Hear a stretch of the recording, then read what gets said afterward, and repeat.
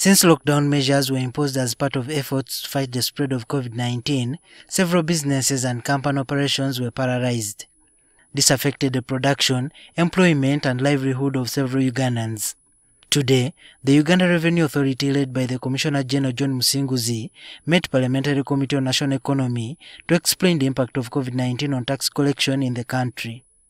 Musinguzi says they had projected to collect 20.3 trillion shillings by the end of the financial year ending July 2020, but over the period, they have struggled to raise the numbers. Must be incentivized.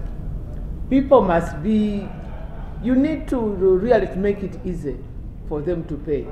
But you have continued with your harsh system. We expect to collect 16,806 billion, 16.8 trillion, out of a target of 20.344 trillion.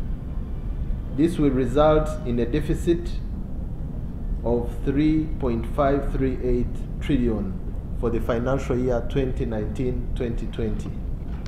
The reduction has been caused by a drop in imports and a drop in the production of non-essential commodities. Most of this happened in between the month of February and May.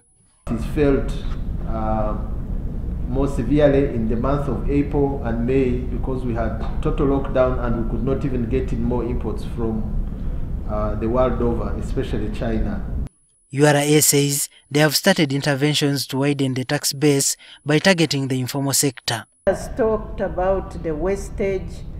There's so much money there. People are doing business, they are doing things, and yet these are not registered for taxation. The information given on formalizing the informal businesses, we agree that huge percentage of the Ugandan citizens are considered not to be part of the formal sector, and we have already submitted that what we call informality is lack of information on our side about these taxpayers. However, MPs also had ideas on what the taxman can do to improve tax collection. Those people have been dodging taxes, but the issue is the cost. They are saying you are charging nearly double or times 3 of what other countries in the region are charging. The strategy is to train the staffs. Maybe some of them do not know what to tax and what not to tax. Maybe something like that, I don't know. Statistics continue to show that there are over 40 million people living in Uganda.